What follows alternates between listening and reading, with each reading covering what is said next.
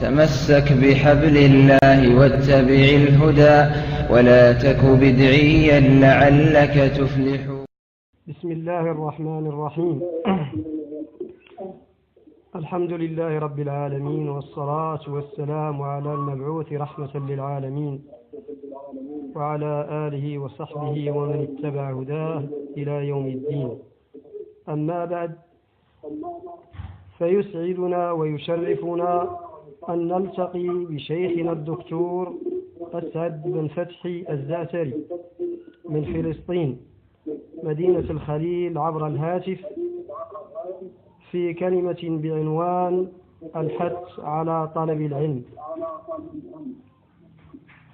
والشيخ أسعد معروف عند مشايخ الدعوة السلفية كأمثال العلامة ربيع المدخلي والعلامة زيد المدخلي والمحدث أحمد بن يحيى النجمي رحمهم الله،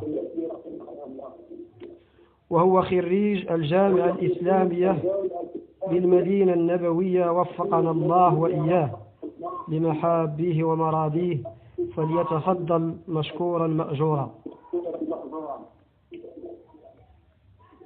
السلام عليكم ورحمة الله وبركاته. الحمد لله رب العالمين، والصلاة والسلام على نبينا محمد وعلى آله وصحبه أجمعين. أما بعد، فحياكم الله أيها الإخوة الكرام في هذا اللقاء الذي نسأل الله تعالى أن يكون لقاء علم وفائدة نبتغي به وجه الله والدار الآخرة ونوصل به من النار. أستهل هذه الكلمة وأفتتحها بحديث جاء عن أبي أمامة رضي الله عنه أن النبي صلى الله عليه وسلم قال: إن الله تعالى لا ينال ما عنده إلا بطاعته. والحديث في صحيح الجامع. هذا الحديث العظيم الذي فيه بيان أن المرء لا ينال ما عند الله ولا ينال ما أعده الله سبحانه وتعالى لعباده المتقين إلا بطاعته. وطاعة الله سبحانه وتعالى مبنية على تقواه، وتقوى الله لا تتحقق إلا بفعل الأوامر وترك النواهي. ولكي توفق لفعل ما أمرك الله عز وجل به ولترك ما نهاك عنه سبحانه وتعالى، لابد أن تتعلم أمر الله، ولابد أن تتعلم نهي الله، تتعلم أمر الله لكي تفعله وتتعلم نهيه لكي تجتنبه، فبذلك تتحقق طاعة الله سبحانه وتعالى. لأنه لا يجوز أن يعبد الله سبحانه وتعالى إلا وفق ما شرع، ولا يعبد الله بالجهل، إنما يعبد بالعلم. وهنا يظهر قدر العلم وأهمية طلب العلم الشرعي. ونحن لما نتكلم عن العلم الشرعي نقصد به العلم الشرعي الذي يورث صاحبه الخشية الحاملة على فعل الحسنات وترك السيئات. ولا شك أن الإنسان إذا وقع في معصية لا وقع فيها إلا لجهل ولقلة علم، لذلك كل عاص هو جاهل ليس بتام العلم. ولا شك أن أصل السيئات هو الجهل وعدم العلم.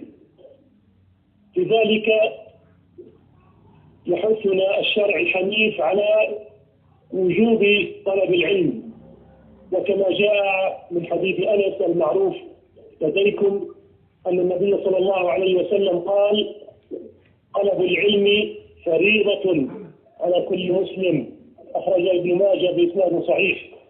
طلب العلم فريضة على كل مسلم، ولفظ مسلم يشمل الرجل والمرأة، فكل فرضا عليه أن يطلب العلم الشرعي. ومع الأسف الناس يظنون أن الفرائض هي ما جاء في أركان الإسلام، الصلاة والزكاة ونحو ذلك والصوم، ولا يدرون أن العلم الشرعي هو فريضة كذلك. بل إنك أيها الإنسان لا تحقق الصلاة كما أمرها الله، ولا تحقق الصيام وكذلك سائر العبادات إلا بالعلم الشرعي، إلا بعد أن تتعلم مراد الله سبحانه وتعالى فيها. فإذا علمنا وجوب فرضية طلب العلم، لابد بعد أن نعلم أن أول ما يجب أن يتعلمه المكلف هو علم التوحيد، وعلم لا إله إلا الله، هذه الكلمة العظيمة التي لأجلها قامت السماوات والأرض، لأجلها أرسل الله الرسل وأنزل الكتب. لا إله إلا الله هي عنوان التوحيد. لا إله إلا الله معناها لا معبود بحق إلا الله سبحانه وتعالى. لا إله إلا الله هذه الكلمة العظيمة الجامعة للدين كله، وهي يعني سر القرآن ولب الإيمان. ومع الأسف كثير من الناس يجهلون معنى هذه الكلمة التي من أجل تحقيقها خلقوا، ولا يدرون المعنى الحق من هذه الكلمة. لا إله إلا الله نفي وإثبات، هذه الكلمة هي جماع الدين، كما يقول شيخ الإسلام ابن تيمية رحمه الله: جماع الدين أصلان، ألا نعبد إلا الله ولا نعبده إلا بما شرع، لا نعبده بالبدع، كما قال تعالى: فمن كان يرجو لقاء ربه فليعمل عملا صالحا ولا يشرك بعبادة ربه أحدا. وذلك تحقيق الشهادتين، شهادة أن لا إله إلا الله وشهادة أن محمدا رسول الله. ففي الأولى ألا نعبد إلا إياه، وفي الثانية أن محمدا هو رسوله المبلغ عنه. انتهى كلامه رحمه الله. فمن هذا نعلم أن الدين وكل طاعة وكل عبادة لابد أن يتوفر فيها شرطان اثنان: الشرط الأول الإخلاص بالله سبحانه وتعالى، وأنك لا تريد بذلك إلا وجه الله. الشرط الثاني الموافقة لشرع النبي صلى الله عليه وسلم. ونحن أيها الإخوة لم يتعبدنا الله سبحانه وتعالى بكثرة العمل. الإنسان فقط يعمل ولا يدري كيف يعمل، إنما تعبد الله بحسن العمل، كما قال سبحانه: ليبلوكم أيكم أحسن عملا، لم يقل أكثر عملا. وقال صلى الله عليه وسلم: خيركم من طال عمره وحسن عمله، ولم يقل وكثر عمله. العبرة أن يكون عملك موافقا لشرع النبي صلى الله عليه وسلم، وأن يتوفر فيه الإخلاص كذلك. وطلب العلم من أشرف الأعمال. طلب العلم أيها الإخوة من أشرف الأعمال التي يتقرب بها المرء إلى ربه ومولاه. بل إن الهدى يعني لا تنال إلا بالعلم النافع، وكذلك الرشاد لا ينال إلا بالعمل الصالح. فمن لم يوفق للعلم النافع وقع في الضلال، نسأل الله العافية والسلامة. لأن الضلال هو أنك تعمل بغير علم، وغير المتعلم الغالب متبع لهواه، نسأل العافية والسلامة. فعلينا أن نعتصم بالعلم الشرعي الذي به نجاتنا وسعادتنا في الدارين، وأن نعي أن هذا العلم يحتاج منا إلى إخلاص، وأن نتوكل على الله سبحانه وتعالى حق التوكل ولا نعجز. والمتوكلون هم أقوى الناس، كما قال بعض السلف: من سره أن يكون أقوى الناس أن يتوكل على الله. لا شك بالتوكل على الله والاستعانة به ينال الإنسان طغياه بإذنه تعالى. وهنا نقدم بعض النصائح أو الآداب التي ينبغي أن يتحلى بها طالب العلم. على طالب العلم أولا أن يخلص النية لله سبحانه وتعالى، فلا يطلب هذا العلم الشرعي إلا ابتغاء وجه الله سبحانه وتعالى ونيل رضاه، وأن ينجو به من عذابه طلبا للثواب وهربا من العقاب، وأن ينوي به رفع الجهل عن نفسه وعن غيره، فهذه النية النافعة. أما من طلب العلم لينال به الدنيا والشرف والشهرة ونحو ذلك من المقاصد الدنيوية فليس له في طلبه إلا التعب والنصب. فعن أبي هريرة رضي الله عنه قال: قال رسول الله صلى الله عليه وسلم: من تعلم علما مما يبتغى به وجه الله عز وجل لا يتعلمه إلا ليصيب به عرضا من الدنيا لم يجد عرف الجنة يوم القيامة، يعني ريحها. أخرجه أبو داود بإسناد صحيح. إذن علينا أن نحذر من الرياء، وأن نحذر من السمعة، وأن نحذر أن تكون نياتنا في طلب العلم لأجل الدنيا ولأجل الشهرة والجاه، فإن الرياء يبطل العمل ويحبطه ويصغره، والإخلاص يكبر العمل ويعظمه. يقول ابن المبارك رحمه الله: رب عمل صغير تعظمه النية، ورب عمل كبير تصغره النية.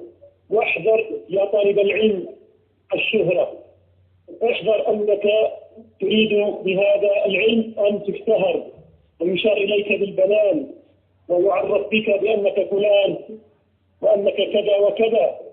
هذا كله لا يعود عليك إلا بالحسرة والندامة، بل هذا ضد التقوى. إرادة الشهرة ضد التقوى. يقول بشر الحافي رحمه الله: ما اتقى الله من أحب الشهرة. ويقول أيوب السختياني رحمه الله: لا صدق عبد قط فأحب الشهرة. نسأل العافية والسلامة.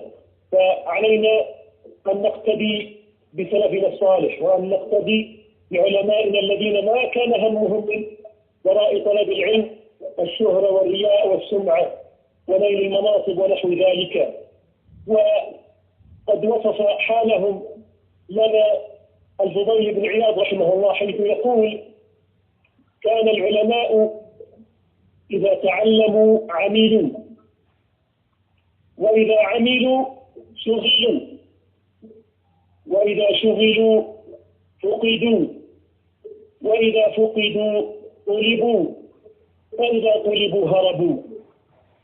ما أعظم هذا الكلام. كان العلماء لا يعملون إلا بعدما يتعلموا. إذا تعلموا عملوا ولا يعملون على جهل، وإذا عملوا انشغلوا بعلمهم الصالح، ما عندهم وقت القيل والقال، شغلوا بعملهم الصالح الذي يقربهم إلى ربهم. وإذا شغلوا فقدوا، لأنهم ما همهم أن فقط يضيعوا أوقاتهم مع الناس بما لا ينفع. وإذا فقدوا طلبوا، فإذا طلبوا هربوا، لأنهم لا يريدون الشهرة ولا الرياسة من وراء هذا العلم. فالشاهد من هذا كله يا الإخوة على طالب العلم أن يخلص النية لله سبحانه وتعالى، وأن لا يريد بجميع أعماله إلا وجه الله، لا أن يثني الناس عليه ولا أن يعرفوا أنه يقوم بالطاعة. إذا قام بالطاعة يسترها.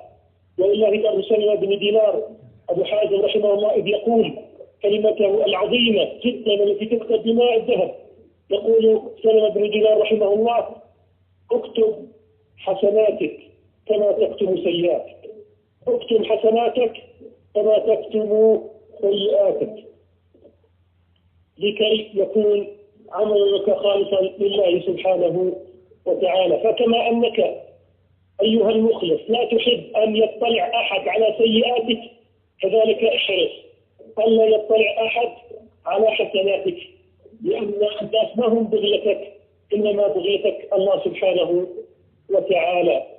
إذن عليك أول ما عليك يا طالب العلم أن تخلص النية لله سبحانه وتعالى.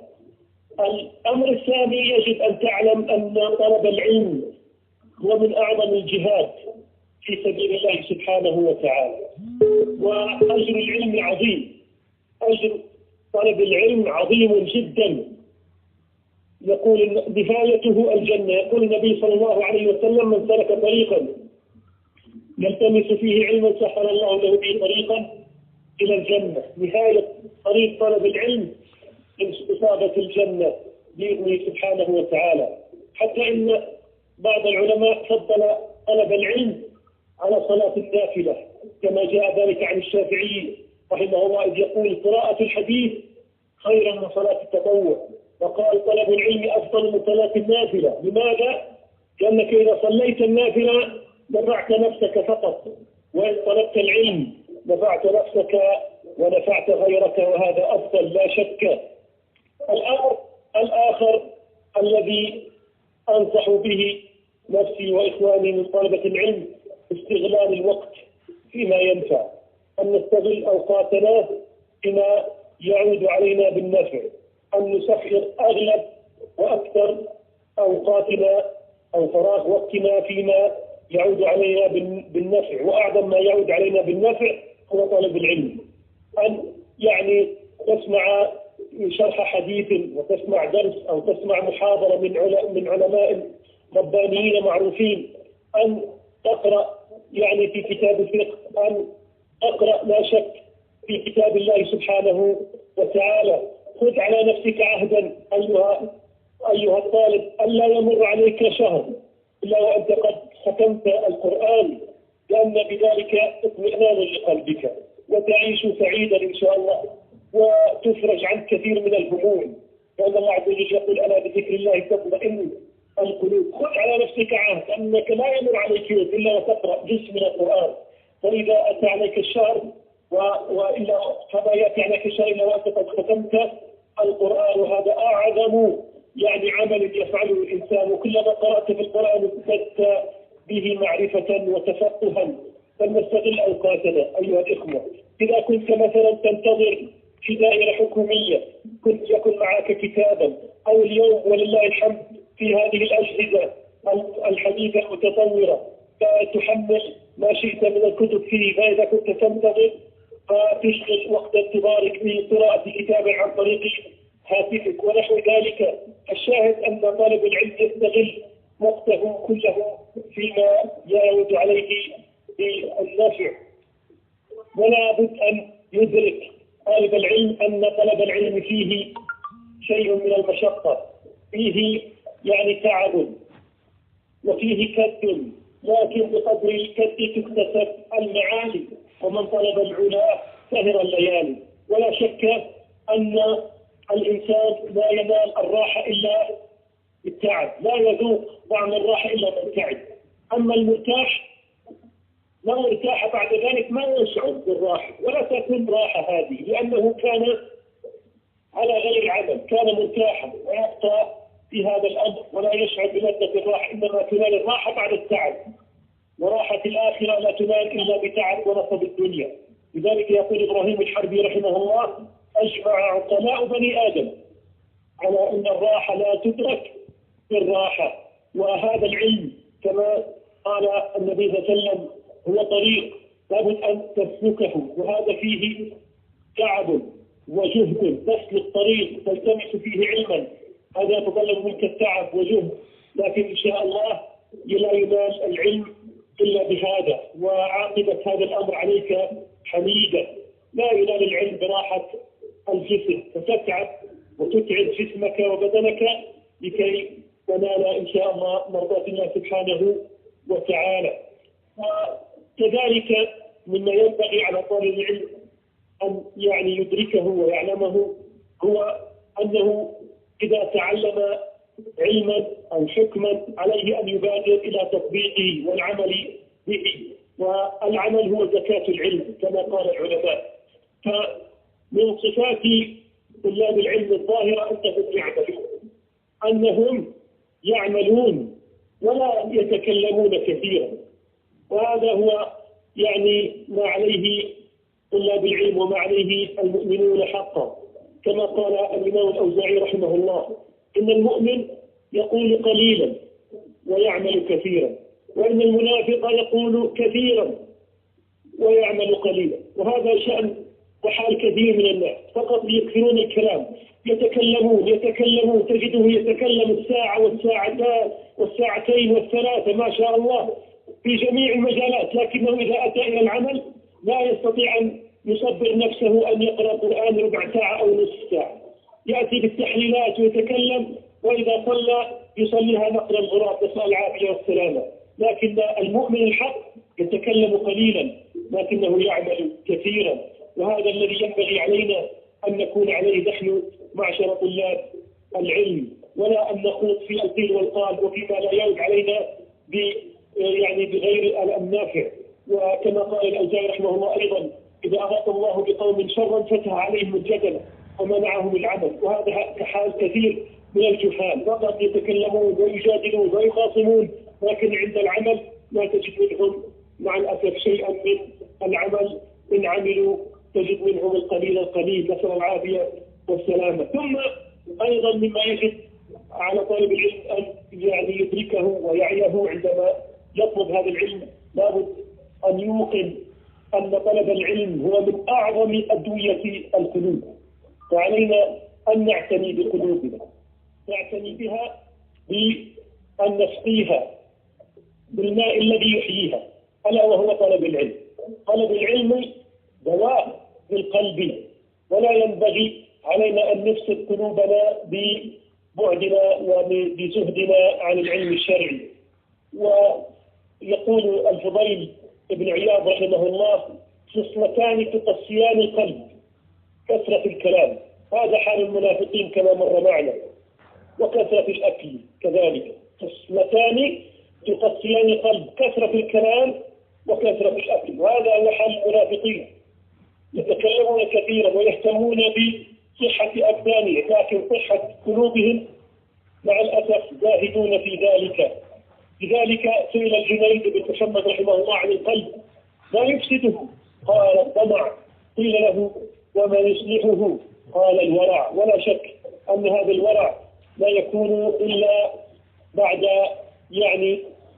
بعد تحصيل العلم الشرعي، لأن العلماء هم أورع الناس وأبعد الناس عن الحرام. وكذلك مما يجب على طالب العلم أن يتحلى به هو أنه إذا طلب العلم الشرعي وتعلم العلوم الشرعية لا ينبغي له أن يتصدر ويسارع في الفتوى أو يسارع إلى التصدر والتدريس وهو لم يشتد ساعده بعد في العلم أو لم يقوى عوده بعد، يصبح يخوض هذا الغمار وهو ليس من أهله.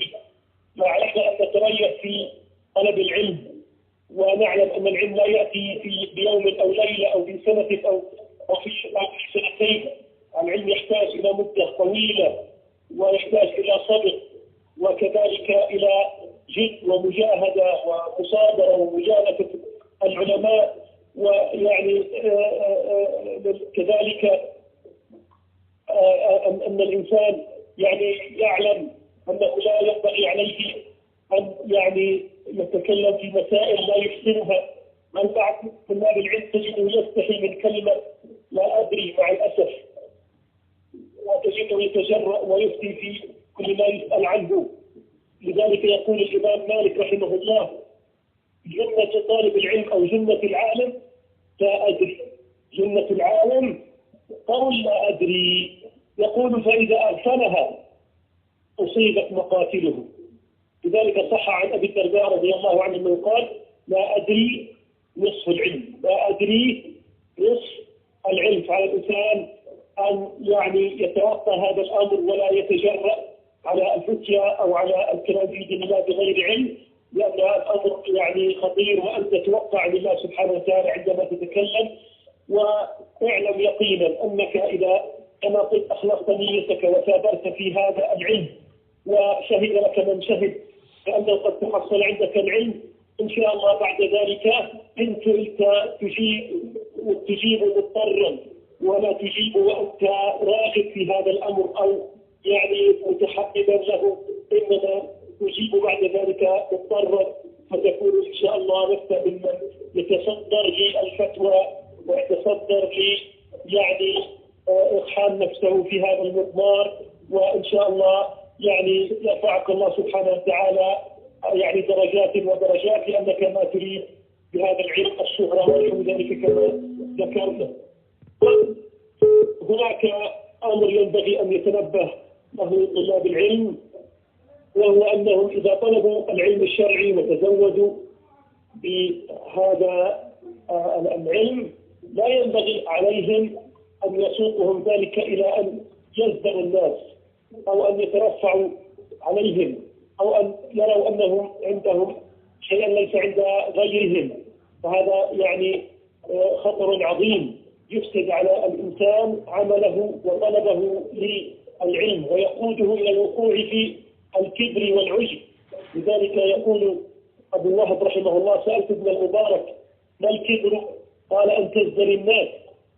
فسأله عن العجب قال أن ترى أن عندك ليس عند غيرك.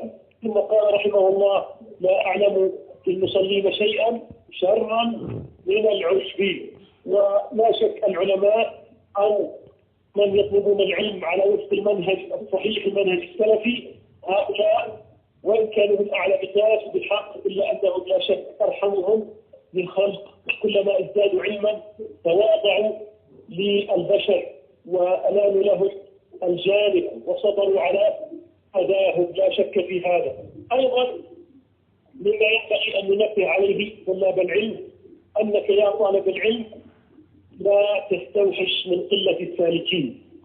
هذا الطريق لا يسلكه إلا من الله عز وجل عليه بالتوفيق والهداية، وأهله قلة. لذلك لا تستوحش من قلة السالكين.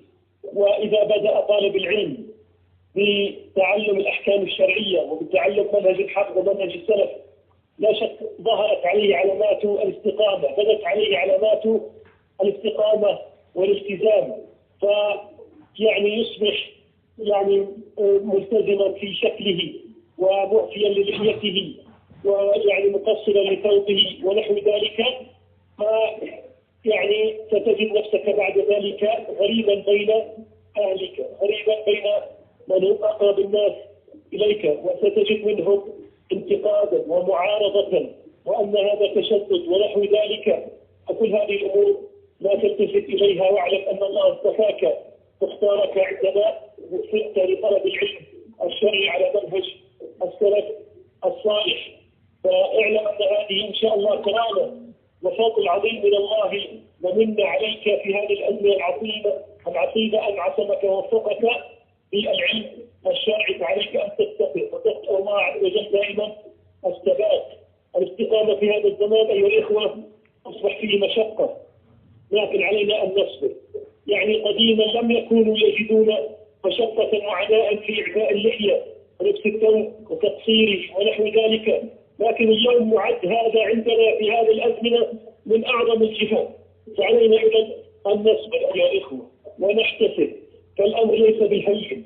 أنت يعني حالك كالسهر بين السيل الجارف من الوحي، فإذا ما حصنت هذه السهرة بالأساس وما حصنتها يعني بالعلم الشرعي وبما يحميها من هذا السيل فتضيع مع الله.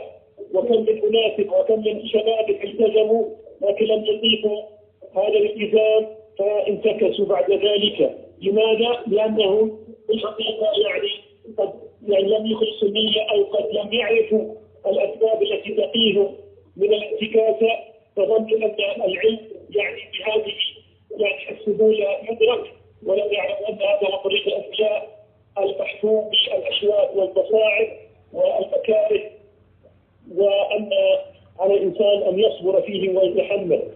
الشاهد أن هذا الطريق طويل وشاق، فعليك أن تصبر وتحتسب، وإن رفضك الناس لا تبالي بهم، وقدوتك الأنبياء في ذلك عليهم الصلاة والسلام، وقدوتك السلف الصالح ورحمه الله الأوزاعي إذ يقول عليك بأثر من سلف، وإن رفضك الناس وإياك وآراء الرجال وإن زخرفوا لك بالقول. فعلينا أن نتسلح بالعلم الشرعي يا الإخوة، هذا العلم الذي يجب علينا أن نواجه به أعداءنا من الأعداء الأصليين أو ممن ينتسبون إلى الإسلام من أهل البدع والضلال. لا تستطيع أن تحصن نفسك منهم إلا بالعلم الشرعي الذي به يوفقك الله سبحانه وتعالى ويعتمك. لا تصغي سمعك لكل أحد. الفتنة اليوم وكلام أهل البدع والضلال وصل كل البيوت عن طريق هذه الوسائل وعن طريق هذه الجوالات ونحو ذلك، وأنت تتصفح الجوال يأتيك الكلام لا تدري من أين هو. فطالب العلم ولله الحمد يوفق أنه لا يقبل أي كلام إلا بعد أن يعرف مصدره ومن قائله. وكذلك طالب العلم من أول طلبه للعلم يوفق لأخذه عن أهله العلماء الربانيين الذين يربون الناس على المنهج السلفي، على العقيدة، على التمسك بالسنة، على عدم التعصب لأحد، وألا نوالي وألا نعادي إلا على الدين وعلى منهج الله وعلى دين الله سبحانه وتعالى.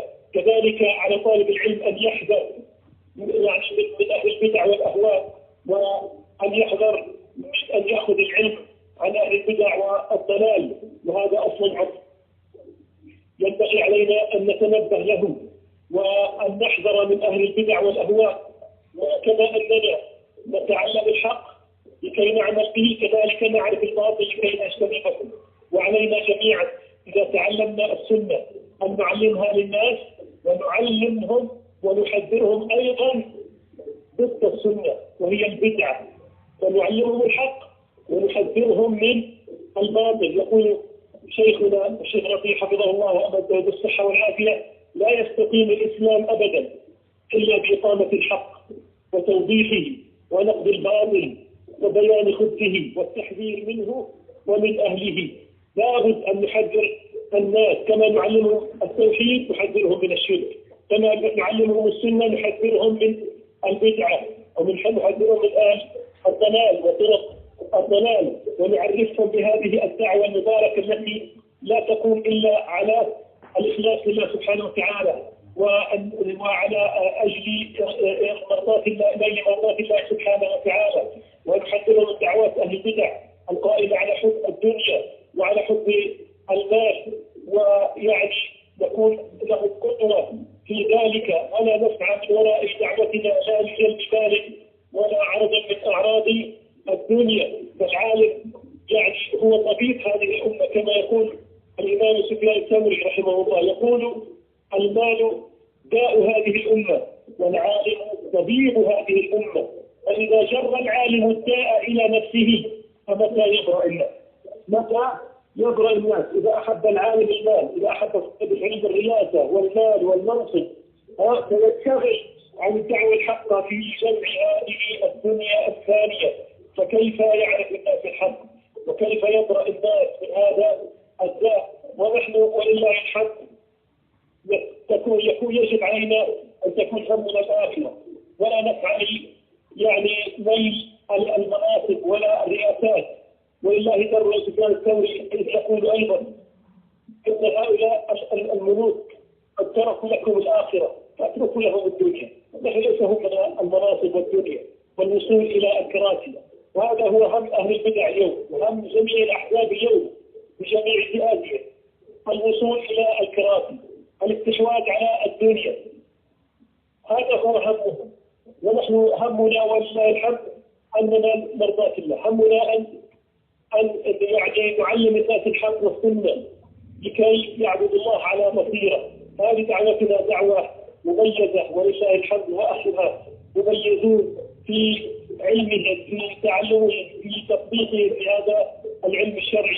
فينبغي علينا جميعا أن نكون قدوة لغيرنا، قدوة صالحة في تعليمنا، في تعلمنا، في يعني تفريغنا لهذا العلم الشرعي، ويعني الآداب والأمور الأخرى المتعلقة في هذا الباب يعني كثيرة، ولا نريد أن نطيل عليكم وقد أطلنا، فحسبنا ما ذكرنا. نسأل الله أن ينفعنا بما قلنا، وأن يرزقنا الإخلاص في القول والعمل، إنه سميع مجيب. والله أعلم، وصلى الله وسلم وبارك على محمد وعلى آله وصحبه أجمعين.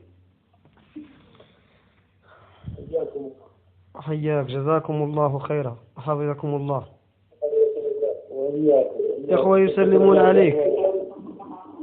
عليكم وعليكم السلام ورحمة الله. حياكم الله جميعا. وفقنا الله وإياكم لمرضاته. آمين. من عاشر الناس لاق منهم ناصبا، لأن سوسهم بغي وعدوان. ومن يفتش عن الإخوان يقليهم، فجل إخوان هذا العصر خوان. من استشار صروف الدهر قام له